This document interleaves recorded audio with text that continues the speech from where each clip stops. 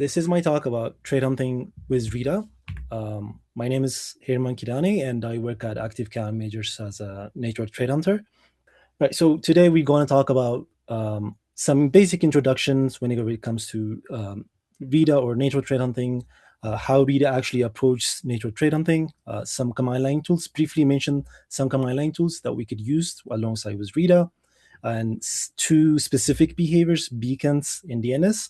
And also we're going to have some general takeaways about network trade hunting. Right. So whenever we think about network trade hunting, one of the things that we often go back to is the pyramid of pain. And it's if you don't know about pyramid of pain, it's actually a model developed by Mr. David Bianco, and it's talking about, from the attacker's perspective, how difficult it is to change a specific property, right? So let's say changing a hash value, that's not really that difficult for the attacker, right? And it goes, as you go up along, the IP address is a little bit difficult, but it's not too difficult.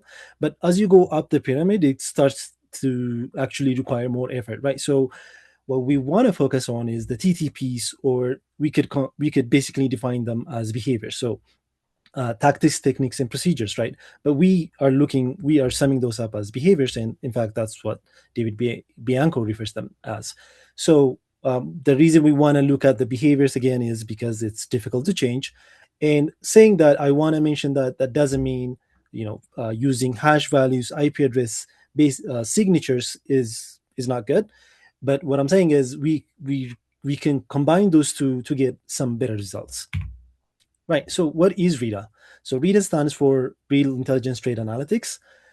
It's a network traffic tool it's an open source tool that is actually provided by Active Countermeasures, sponsored by BHIS, but it's an network analytics tool that ingests Zeek logs and then finds some specific behaviors in the network, and then it will report those behaviors back to us. So some of the behaviors that we can see with RITA are beaconing, long connections, DNS tunneling, and trade intel. We're going to mainly focus on DNS tunneling and beaconing just because we don't have that much time. Right. And if you've never checked out RITA, I highly recommend you use the link below and check it out. And if you have any questions, feel free to drop the questions in the Active Countermeasures Discord server, and we'll try and help you out there. So I won't go to specifics of this because we don't have time. And also, Joe was doing a really good job of talking about just network captures and doing some Zeek stuff. So, but you do have the resources here if you want to check them out. So recommend those. Now, with RITA, you have two ways of actually importing Zeek logs: the manual way and the live way. So we will be focusing on mainly on the manual way.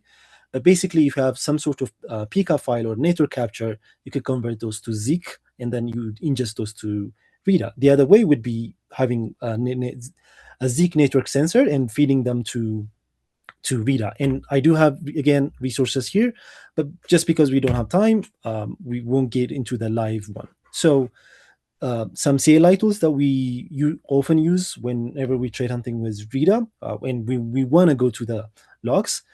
It's Zcard, Grape, Less, and I want to shout out Trade Hunting Toolkit. It's actually a really cool tool that I use on almost a daily basis, and it's actually developed by Ethan Ravish from BHIS, and it's basically helps you out with, first of all, it has some great analysis tools as well, and also with Zeek, sometimes you deal with JSON logs, or sometimes it's TSV, and you would often use different commands and different patterns, pattern matchings for those. But with the Trade Hunting Toolkit, you could just treat every logs the same way, right? So let's talk about beacons. So beacons are basically persistent callbacks to the command and control server by the victim machine, right? So the victim is going out to the command and control server and asking, hey, do you have any jobs for me? Hey, do you have any instructions for me? And it's doing that on a regular basis. Sometimes there is jitter mixed into those, but basically it does have a regular cadence. It just going out and asking, hey, do you have any jobs for me to perform? And oftentimes the C2 server would be saying to the victim, go back to sleep. But once in a while, the attacker might have some instructions for the agent and saying, hey, why don't you run who am I and send that back to me, the results back to me, or netstat, or whatever we want, right? So that's basically how beacons work. Now, looking into how actually beacons look like, we could look into that in RITA. Now, the first thing we would do is actually we would have a pickup file that we were going to use here. So we're going to convert that pickup file, and the command for that would be Zeek read pcap, and we'll tell the script what the name of the pickup file, and then we'll give it the name or the place for where we want to store the logs. I won't be running this because I did run this earlier, and it took a little bit of time just because the traffic, the capture is huge, but that's basically it. And then you would have these logs, right? Now, once you have the logs here, you could ingest those.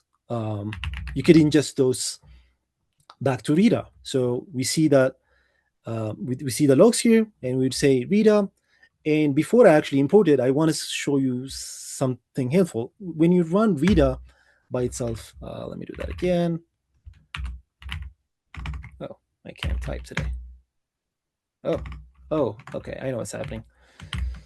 If I run RITA here, we can see that there are some commands that we could use alongside with RITA. We could use import, view. So this is kind of helpful if you're not sure what commands to run, right? So with import, though, we would say RITA import, and then we would tell RITA what database, the name of the database. It's any, we could pick any name and import that to import that database.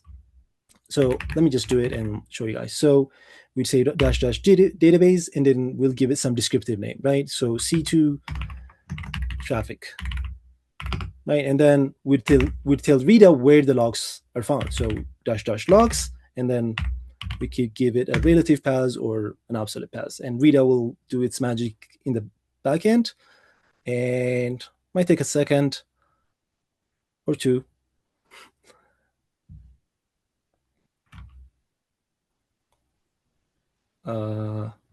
Yeah, there we go. So there we have it. Now RITA did import it, so we can now check if what databases we have using RITA list. And again, if we don't know the commands, we could run RITA alone, and then we'll actually get the commands that we can use. Now we can see here that we have the database that we just imported. So I'll copy and paste that name. I'll say RITA import. RITA view to the view that database, and then I'll copy and paste the name of that database. And we can see here we have RITA now. So let's quickly run what the columns are here. RITA, the first one is severity. So RITA actually calculates in the backend the severity of a connection and how malicious it's behaving, and it will actually let us know, and it will actually sort it by that severity, right? So from critical to high, medium, and low, if you go to the next page. And the next one is the source address. It's basically showing us the internal host that is actually communicating to that destination bound. And the next one is the destination, right? So destination address or domain that the internal host is communicating to. And these three are more or less the behaviors that we want to see. The first one being the beacon. It's actually talking about how much that specific connection is beaconing. The next one is the duration. We're not going to get into long connections, but this is really useful whenever we want to look into long connection. Again, that is one of the behaviors with malware. So the next one is subdomains. And that is basically if we have a top level domain, how many subdomains did that domain, how many subdomains did it have in the logs, right? So that is also useful whenever we want to look into DNS C2 tunnels. A trade intel is basically, RITA does have the option for you to configure trade intel feeds. So if you do configure those, and if there is a match for the domain or the IP address, then you would get a flag here saying that there's a match. Now this here is also the details. If I scroll up and down, you can see that this part of the page changed. So basically that's showing the details, and let's look into some of those. So the first one is the source address and the destination again. But these are really interesting. So it does change from connection to connection based on the behaviors, so the trait modifiers. So let's talk about the first one, the prevalence. Now this is actually useful more in the live setting, in a live data environment, and I'll explain why. So prevalence is basically saying, telling how prevalent that destination is within the network. Let's say I have 5,000 hosts with an enterprise, and only one of those 5,000 hosts is actually talking to that destination. That's a little bit suspicious, right? So that's basically what we're trying to say here. And with a simulation or a single capture, it's not as telling, but normally we would use this in an enterprise environment, or in that kind of setting. The next one is first seen. Again, similar explanation here. First seen is more useful than a live data setting, but it's basically saying when was this connection was first seen, right? If a connection was seen, say 6 months ago, in comparison, the other connection was seen 3 hours ago. The 3 hours ago is more, not always, but it's I would find it more interesting, at least.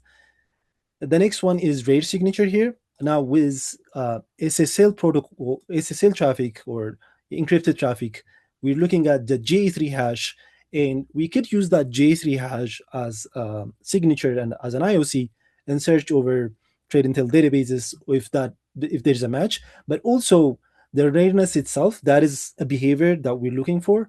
So whenever we're looking into malware connection, we're looking also for an outlier, right? Like, malware is usually the outlier and not the common behavior. So we're kind of utilizing that and coupling them with the other behaviors to identify malicious network. So let's look actually into some of the beacons here. Now, the first one is a client, is a Windows notification system traffic. It's a long connection, but I have seen that quite a bit while trade hunting, and I have checked this out. And in this particular case, it's a benign connection. And the next one here is age.microsoft.com. And again, checking that out, that is benign. I'm speeding through this just because we don't have the time, but here we can see something interesting. This is a direct IP connection. That's first of all interesting, because normally when someone wants to go to a site or a domain, to a specific place, they would usually use a domain.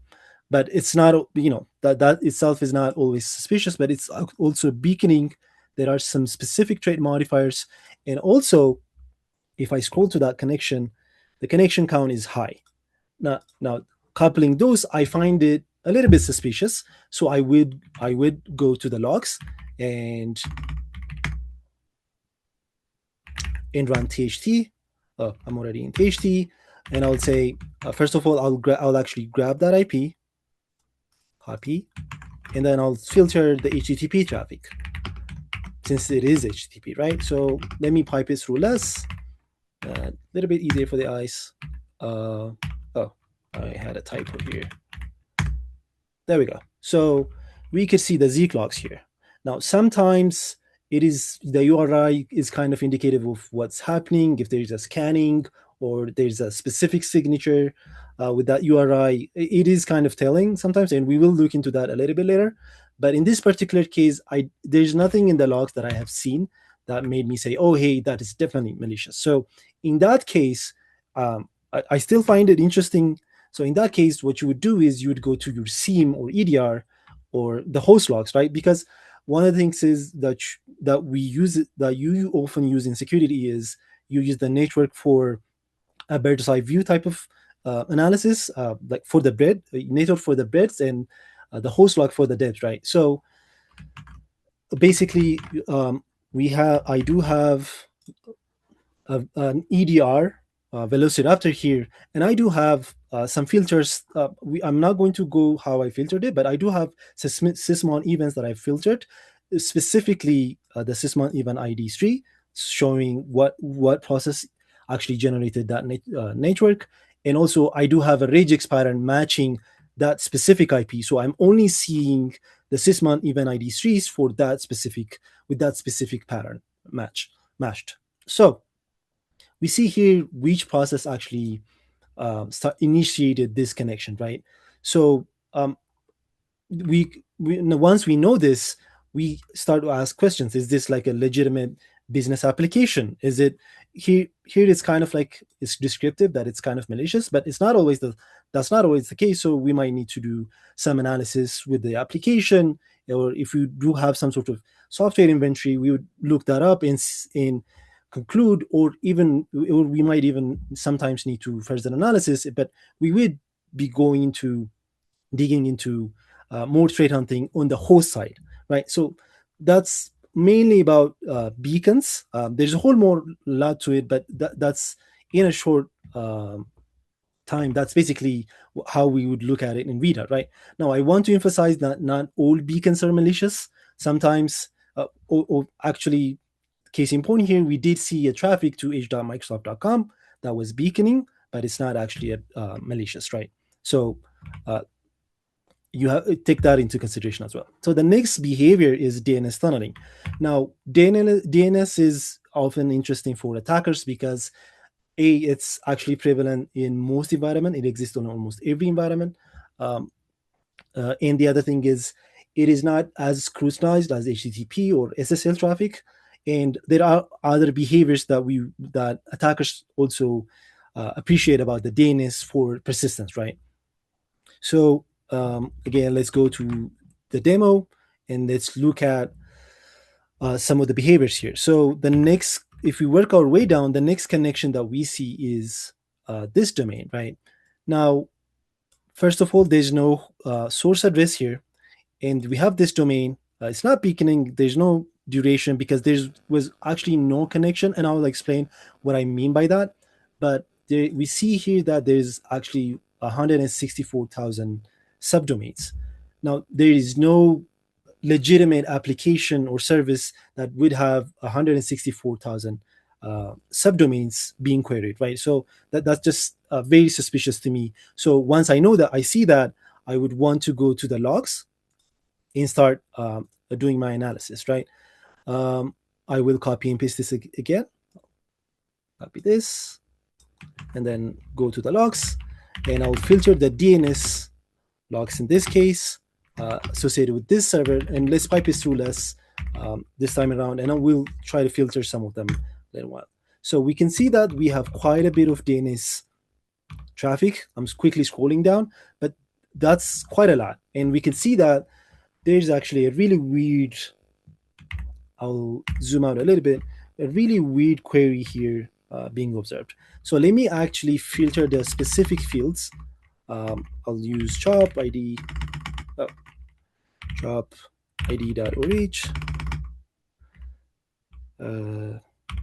reach underscore header id.response underscore header and the query. And then I'll do O and S. Right, so I could see here there is this internal host sending out a query to 8.8.8. That's my DNS server that I configured, but there is this query, right? Now, this is very weird. If you look at this part of the subdomain, with each one, then the next one with each one, it's a little bit different. And the reason for that is with DNS C2 communications, it's trying to kind of bypass the DNS cache. So DNS has a cache. So once it goes out and actually queries and gets a response for a specific domain, it will then actually store that in a cache. And whenever that domain is queried again, the cache does expire in a certain amount, but as long as that cache hasn't expired, it will actually use that cache. So the attacker, though, wants that query to be sent out to the name server. So it's changing on every bit. And the other thing is there was no, the reason I say there was no actual connection being performed here because so this internal host sends out a query to the DNS server, and that DNS server sends out a query, or forwards that query to the name server of this domain. That name server is going to say, it's basically asking, hey, where can I find this subdomain? That name server is then going to reply not to the destination here directly, but to the DNS server, and the DNS server is actually forwarding that response to the internal host. So you see here that we can see here that there is no direct connection between the two. So attackers also do like that as well. Now this whole scenario is actually very suspicious to me. And again, like I did before, let's go to our EDR, or SIEM in this particular case, Velociraptor. As we're using it as an EDR, and yeah, let's look into that. So if I go to here, this is again an event ID tree collected specifically for 8.8.8, because that was the DNS server being used here. So we could see here that there was this process instantiating the query, but we don't know if that process is actually malicious or not, right? We could see, if we have inventory or something, we could see from our inventory and decide. But Sysmon also has an event ID 22, and we can look into that and say, hey, what was the queries? But the problem with this one is, or with some malwares, is that they use their own DNS package. They package their own DNS binary, and then they use that binary. And Sysmon actually relies on the Windows DNS DLL to actually get those queries. So we have like some sort of visibility. So there is a possibility to bypass. Now there are other ways that you could actually detect this on the host as well, and you also would have the DNS logs. But we can see that while trade hunting with RITA, it is actually helpful in the sense that nothing hides on the network, and we're able to see some of the behaviors that we might not see as fast on the host, or that we might not have a detection yet as fast with using RITA, right? So it's great for that as well. Now let's go back to our slides and talk about some of the other trait modifiers. We could use, going back to the statement that I said earlier, we want to couple the behaviors with the signatures. So sometimes the signatures could also be useful. In this case, there was actually a malware of the day that was written by Fan a couple of months ago, and it does demonstrate using one of the user engine strings to find some correlations in one of the trait reports out there. So you could use those signatures as well in coupling them with the behaviors. So is that all about network trait hunting? And I know that I'm kind of speed running to this. It's trying to be as descriptive, but if you have any questions at any point, you could drop them in the Discord, and I'll be happy to answer them later on. So yes and no, because network trait hunting is not always also about finding C2 traffics. Sometimes it's also about finding security gaps, right? You could see, we were looking at HTTP traffic, and sometimes you could see a password being sent over HTTP, and you can go to your team and say, hey, there's a clear text password. We might want to encrypt that, right? So we could also see scans, probes, and this is actually an example of a real scan that we saw. It was HTTP traffic while actually trait hunting. So we could use those, and Joe was talking about finding shadow ITs in different malicious servers, or even finding out what your smart fridge is sending out to the internet, right? So you could do all those things alongside with inventories of software and hardware. So whenever you think about network trait hunting, it's not always about finding C2 traffics. That is one of the primary goals, but also you could use it to find different security gaps, some security hardening opportunities. As an example, I have seen Kerberos traffic and SMB traffics being sent outbound to the internet, and not to like a domain controller on the internet or anything, just outbound to some place. But it was not actually malicious in this case. It was just a misconfiguration. So you could see that and say, hey, maybe we might not want to do that, and kind of adjust your configurations, right? And security hardening. So with that, I highly recommend you go check the RITA out. And if you have any questions, throw that in the Discord. And if you want to learn more about these things, I included some resources as well. So thank you everyone for being here.